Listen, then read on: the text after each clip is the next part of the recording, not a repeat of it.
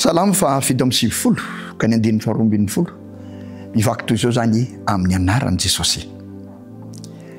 Mifalia amin'i Jehova ry olo marina ary midera ny anarany masina. Mifalia amin'i Jehova ry olo marina ary midera ny anarany masina. Izany tononkirany salamo izany izay mitarika antsika mba hifaly ao amin'i Jesosy Kristy, ao amin'ilay Jehova Andriamanitsika ary hidera ny anarany masina no entinay mandroso ao tokantranonao amin'izao takarivo izao. Fianao faliana ny fo ary tena faly tokoa tafaraka aminao indray amin'izao takarivo izao. Hiaraka hiderin'Andriamanitra, hanana fiainam-pifaliana mihitsy hidera an'Andriamanitra. Koa dia miarabanao tompoko ary manome ny sosiny tsara indrindra ho anao amin'izao fiarahantsika izao. Tsy adinay koa ny manonona ny fiadana amin'ny tompo ho aminao sy amin'ny tokantranonao. Ho feno sy ho endrika izany fahasoavana sy fiadanan'Andriamanitra izany anie ny mombanao rehetra ary fitehirin'Andriamanitra ao anatin'izany anie isika mianakavy. Dia faly zany ny miaraka aminao amin'ity takarivo ity ary faly hiara hiderin'Andriamanitra aminao indray atao anatin'izao fandaharana antsakira fiderana izao. Ny vahintsika androany ve? Groupe TRF izany no anaran'izy ireo. Amin'ny teny frantsay moa mifanarana azy hoe tous réunis pour la foi, dia TRF any fanafoizana azy. Izany ireto groupe izay miaraka amintsika androany reto. Groupe izay manome ny talentany sy ny fahaiza-manaony hiderana an'Andriamanitra ary hiasana koa an'Andriamanitra amin'ny fitoriana ny filazantsara amin'ny alalan'ny hira. Fa amin'ity androany ity dia ny fideran'Andriamanitra no iarahan'ny groupe TRF amintsika. Ho dia tsy hitazona anao ela fa andao ary araka isika iompo iompisaina iombona fana hiderin'Andriamanitra miaraka amin'ny groupe TRF. Ndao ary.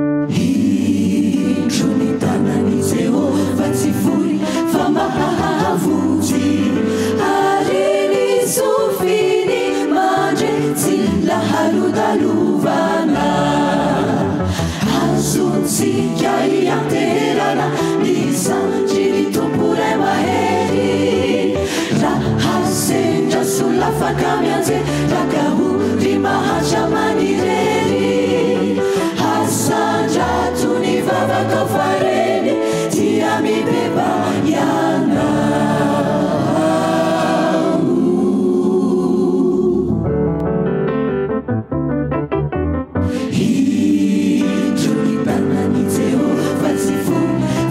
Mahavuzi harini sufini manje sila haludaluvana hasuzi jaya terana nisanjini tumpure maheri rahasenja sulafaka mianze lakauri mahacha manireri hazakivifa michakaizo fani tumputsikiatsi manda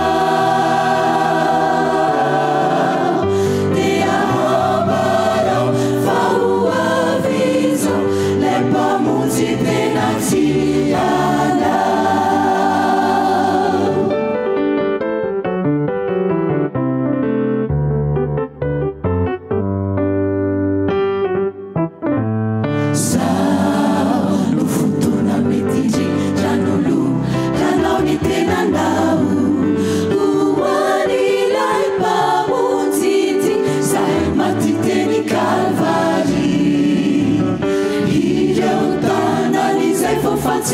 Sinilu hanizai vosajutsilu nekeni ni ufate ansichapu hanavu tanizai rehetra minu ni areta nizani rechizani hamunzeni aisiana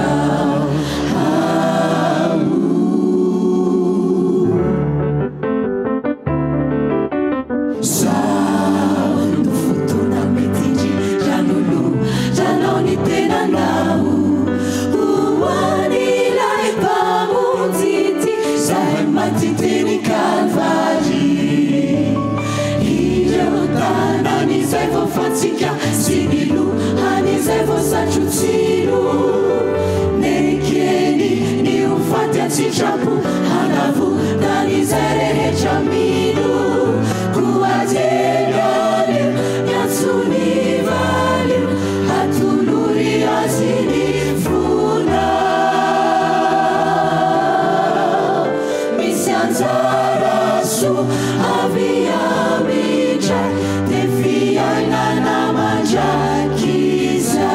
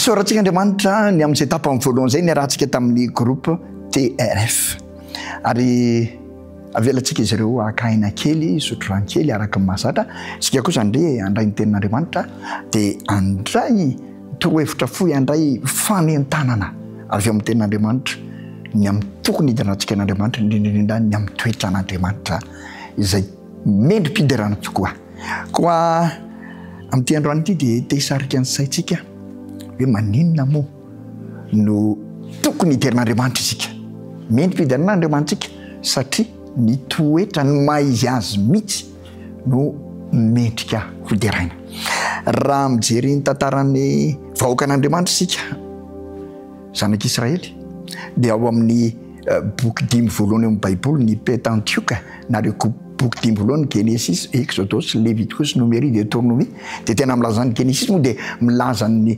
razambentsika mihitsy zany lay vahoaka an'Andriamanitra voalohany reo le tantarana ny razambentsika miaraka amin'ireo taranany ka ao amin'izany boky 10 voalohany zany dia ahitana mihitsy ny toetra an'Andriamanitra tamin'ireo vahoaka an'Andriamanitra reo ary mbola aminah sy aminao zay vahoaka an'Andriamanitra amin'izao taona rehefa telo zao raha fitinina ny Genesis fitinina amin'ny teny tsotra sy fohy dia izao noariana araka ny endrik'Andriamanitra ny zanany ny olombelona zay zanak'Andriamanitra satria Adama dia voalaza fa zanak'Andriamanitra tsisy ray niteraka fa zanak'Andriamanitra noariana araka ny endrik'Andriamanitra ny vahoaka an'Andriamanitra ny zanak'Andriamanitra indrisy nefa fa noho ny fahotana dia potika izany fitovizana amin'ny endrik'Andriamanitra zany ary nanjary nandova mihitsy ny fahafatesana zay raha-bangona ny boky ny Genesis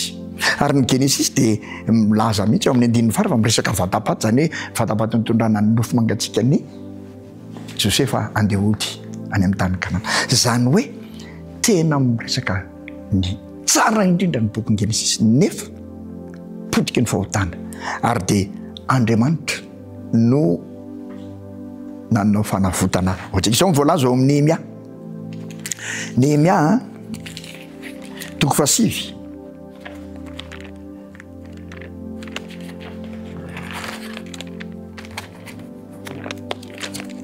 Nehemia toko 7 ka ny 9:30 sy 1:30 dia izao ny voasoratra vakiko amin'ny anaran'i Jesosy nefa nandefitra taona maro taminy ianao ary ny fanahinao zay tao amin'ny mpaminaninao no nentinao nananatra azy mafy fa tsy nety hiainy ihany izy ka dia natolotra eo an-tanany firenany tany hafa nefa noho ny habeny fiantranao dia tsy navelanao olany ringana izy ary tsy nafonao satria Andriamanitra mamindra fo sy miantra ianao noho ny fahotana dia nitsipaka an'Andriamanitra ny zanak'Andriamanitra ny vahoaka an'Andriamanitra fa Andriamanitra tsy nahafoy azy fa izao araka ny voalazan'ny Néhémia teo namindra fo ary tsy namela azy ho faty. Izany ny toetra an'Andriamanitra tokony hiterahantsika azy, naverintsika azy ilay endrika Andriamanitra noho ny fahotana dia izao Andriamanitra kosa namindra fo tsy namelantsika ho very. Ny Exodosy indray raha fitinina dia izao lasa ho babo ny zanak'Andriamanitra, ny vahoaka an'Andriamanitra lasa ko babo dia novonjen'Andriamanitra tao anatin'izany fahababoana sy maha-olona babo azy zany. Izany mihitsy Andriamanitra niditra tsetra ao amin'ny Petera 1:1 ka ny andininy fa Petera 1:1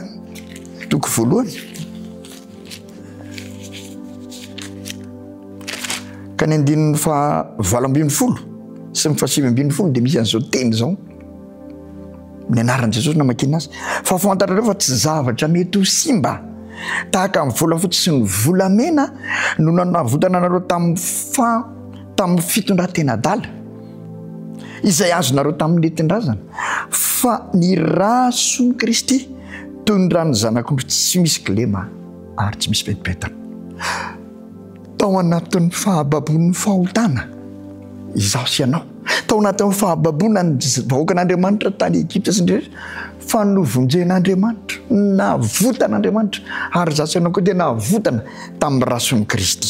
Izany no tena tokony dia rahantsika an'Andriamanitra. Ny Exodosy dia novonjen'Andriamanitra ny vahoaka an'Andriamanitra tamin'ny fanandevozana sy tamin'ny fahababona ary izaho sy ianao koa dia tahaka izany no ny amin'i Jesosy Kristy dia novonjen'Andriamanitra ho amin'ny fahababon'ny fahotana sy ny fanandevozan'ny fahotana. Ny Levity kosa indray zany raha fitinina dia izao miankohaka amin'Andriamanitra ny vahoaka an'Andriamanitra manome ny anja sy ny voninahitra ho an'Andriamanitra ny vahoaka an'Andriamanitra miankohaka aminy mivavaka aminy ary ao amin'ny Salamo 50:20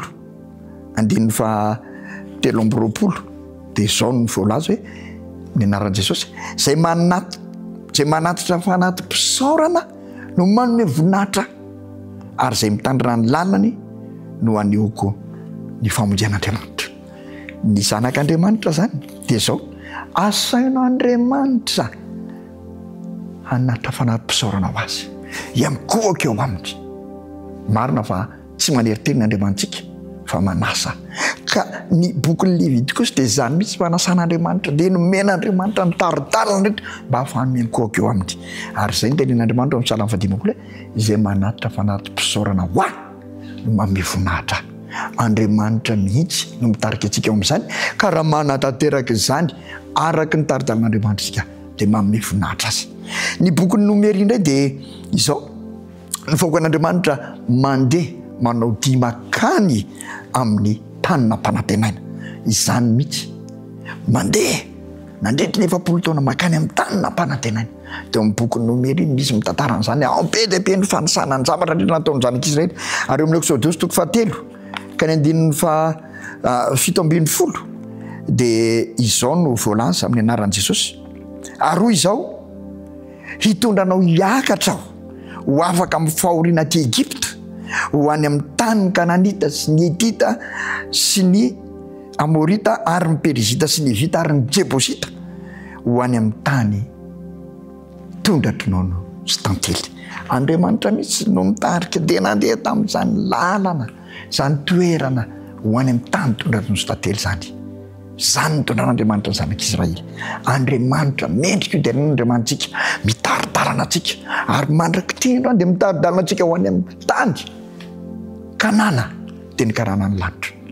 Raha manaiky ianao dia manaraka izany ary izany mameti-pidirana an'Andriamanitra. Ny Deutéronomie dia izao nanao fanekena vaovao tamin'Andriamanitra, nanao fanekena vaovao ny vahoaka an'Andriamanitra teo atsisy ny tanina mpanantenana ary izany mihitsy no lazaina ato amin'ny Jeremia 3:30 toy izy fa izao ny fanekena ataoko amin'ny taranak'Israely rehefa afaka izany andro izany ho Jehovah dia ataoko an-tsainy ny lalako sady hosoratako ao am-pondry ary izao Andriamaniny ary izy oloko. Izany ny Andriamanitra topotsika manao fanekena vaovao, fanekena eo amin'ny sisy tanina mpanantenana ho aso anao koa zay eo amin'ny sisy tany ny kanana ny lanitra zay ho avy tsy hoe la miseviany Jesosy eo amin'ny raha lanitra eo amin'ny sisintsika izao te manao fanikena amiko sy aminao koa Andriamanitra ary zany tokony hiderahantsika azy izy Andriamanitra manao fanikena vaovao ho aso anao miaraka aminy ka tsy tokony hiderantsika ve Andriamanitra amin'izany tantara rehetra manomboka any amin'ny Genesis ka hatrany amin'ny Deutéronome izany no tokony ananantsika fiainam-pideranan'Andriamanitra ko mangataka anao lay Andriamanitra zay tompontsika iankofantsika lay Andriamanitra zay nitantana ny fiainantsika lay Andriamanitra zay manomana tany vaovao sy lanitra vaovaotsika mangataka azy mangataka anao izy mangataka antsika mianakavy izy andao hidera azy andao tsy ahondrika amin'izao fiainana fiain'ny fahoriana izao fiain'ny fiain'ny zavatra tsy azo antoka izao tsy fantatra tsony ny avoaka ny ampitso fa dia izao andao hiandrandra pandana ny Kristy sy tompony firentsika sy mpanefa azy ary iteran'Andriamanitra amin'ny zavatra rehetra satria azo antoka ny miaraka aminy nasehon'izany tamin'ireo vahoakany tamin'ny andro taloha tonga tany amin'ny tanina mpanantenana tondra rono satily ary mbola sehony amiko sy aminao zany amin'izao ankatoko ny fiaviany Jesosy Kristy eo amin'ny ranomanitra izao mahery izy indrindra tazomy amin'ny teny fikasany Andriamanitra ary matoky azy fa izao tsy ho ela dia ho tonga ny andehanantsika mianakavy ao amin'ny kananany lanitra izay iarahantsika mandrakizay laovalo tsy manam-pataperana amin'ny Andriamanitra izay teraintsika ankehitriny mahery izy indrindra ary ho tanteraka aminao sy ho tazon'Andriamanitra ao aminao ny izany finoana sy fiterana izany amen andendray rahatsika ireo groupe TRF hitarika antsika hitondra antsika hidera izany Andriamanitra tsara loatra ary manome teny fikasana ho aso anao izany azo antoko izany davary ampandrotsika mandroso arinareo davary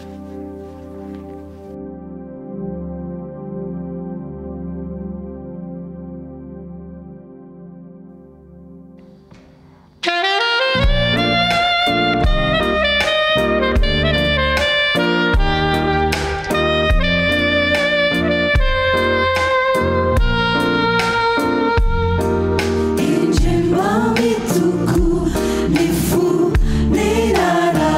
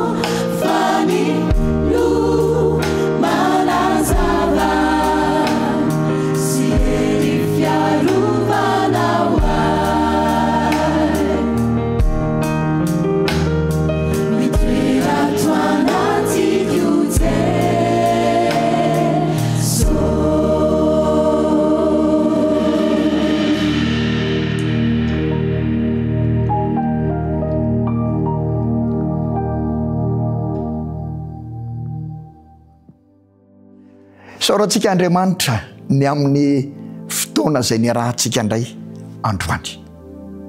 Saorantsika Andriamanitra ny amin'ny fiderana izay afaka nasandrantsika teo amin'ny seza fiandrianana voninahitra. Isaorantsika Andriamanitra mitarika antsika mandrakariva ho amin'izany fiderana azy zany ary tsy mamela antsika andeha amin'izay saim-patantsika nadaniny kibotsika fa mitarika antsika ho amin'ny fiderana azy. Maneho mandrakariva ny lalana tokony arahana amin'ny mazanany sy vahoakany antsika. Saorantsika Andriamanitra satria tanteraka soamatsara zany androany. Ary mino aho fa mandra-pivery Kristy amin'ny raha amin'ny lanitra dia izao anana fiainam-pideran'Andriamanitra mandrakarivantsika noho izany fitantanany sy fitarihany ny fiainantsika izany. Teraina mandrakizay ny anarany, miambonahitra mandrakariva izy ary ho azy irery ny fiderana sy ny fisaorana mipolo loatra avy amboavantsika sy avatontsika apontsika lalato. Isaorantsika ihany koa ny groupe TRF izay niaraka tamintsika tamin'ity androany ity. Groupe izay manolotra ny fahaiza-manao sy ny talentany hiderahana an'Andriamanitra. Ny talenta izay men'Andriamanitra azy dia fony izy ireo hanomezam-poninahitra n'Andriamanitra sy hanandrafana azy mandrakariva. Ny avao koa hiasana ho azy amin'ny fitoriana ny vaovao mahafaly sy ny filazantsara amin'ny famonjen'i Jesosy Kristy. Ka dia isaorantsika izy ireo ho tehirizin'Andriamanitra ao amin'ny zanany izy ireo mandra-pahatongan'i Jesosy eo amin'ny rano lanitra. Ary ho faly sy ahita fifalinana izy ireo amin'izany asa namindorany-teny izany amin'ny fiarahana amin'Andriamanitra. Misaotranao ihany koa tany atokantrano tany izay miaraka aminay. Isan-kerinandro dia etsika mianakavy midera i Andriamantsika. Etsika mianakavy manakambana ny fo sy ny saina ary ny fanahy manome voninahitra mampiakatra amin'ny seza fiandrianan'Andriamanitra ny fiderantsika sy ny fankasirantsika azy. Misaotranao hoe maro ianareo maneran-tany miaraka aminay ary maro ianareo no mba mankasitraka ity fandarana ity mahatonga teny ity aminay ka dia mankasitraka anareo aoka hoentinareo mba afaka mandrakariva izany fandarantsika izany mba afahantsika miray fo miray saina ary miray fanahy midera ilay Andriamantsika.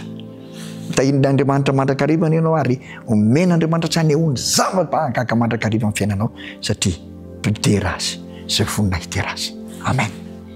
Saorantsika ihany koa ny teknisiana izay miaraka manao izao fandarana izao ary ankasitrahantsika mandrakariva moa zany ny zavatra izay hoentin'izy ireo eo amin'ny fandarantsika tahaka izao satria dia tena maneho ny fahaiza-manao, ny talenta, ny fahalalana, ny fisainana ampy mihitsy eo am-panaovana izany. Ka dia isaorantsika izy ireo ary ampitomboin'Andriamanitra mandrakarivany ny fahaizan'izy ireo mba afahantsika mbola miaraka mandrakariva miderin'Andriamanitra ao anatin'izao fandarana izao. Alohan'ny isarantsika ary dia andehantsika andray teny eo amin'ny soratra masina hoe tsika mamakivaky ny herinandro izay misokatra ny loantsika. Jaona filazantsarany Jaona 5:20 ka ny 5 dia misy an'izao teny izao izay tiako mba ho raisinao zany amin'ny herinandro izay misokatra tsy ho ela eo anatritsika ity. Amin'ny anaran'i Jesosy no makina azy. Jaona 5:20 izao no voaloboka ianareo ny sampany izay miray amiko ary izaho aminy dia mamobe izy fa raha misaraka amiko kosa ianareo dia tsy mahay manao na inona na inona. Izany ny tenin'i Jesosy amiko sy aminao amintsika mianakavy. Raha miray aminy isika dia mamobe fa raha misaraka amintsika tsy mahay manao na inona. Raisy izany teny izany amin'ny herinandro iny ho hitanao fa hamobe ny fiainanao, hamo miendriky ny filazantsara, hamo fandresena, hamo fifaliana. Izany rehetra izany no raisitsika rehefa miray amin'ny Kristy isika. Koa dia raisy izany ary samy ten'Andriamanitra. Raha sitrapon'Andriamanitra ary amin'ny heriny androany toy izao dia hiaraka indray isika amin'ny chorale adventiste Maranatha avy ao Tsararay. Hiaraka amin'izy ireo isika ary hiterin'Andriamanitra iaraka amin'izay koa dia andao hoe itsika mba afaka sahady zany amin'ny heriny androany zany hoe itsika mba afaka mandritry ny herinandro mba ho tanteraka indray satria eo anatrehan'Andriamanitra sy eo ampotony azy firin'i Kristy no hitondrantsika izany. Dia mankasitraka anao ary raha sitrapony tompo amin'ny heriny androany toy izao tafaraka endrika miaraka amin'ny chorale adventiste Maranatha avy ao Tsararay. Veloma tompoko, samy hitain'Andriamanitra isika rehetra.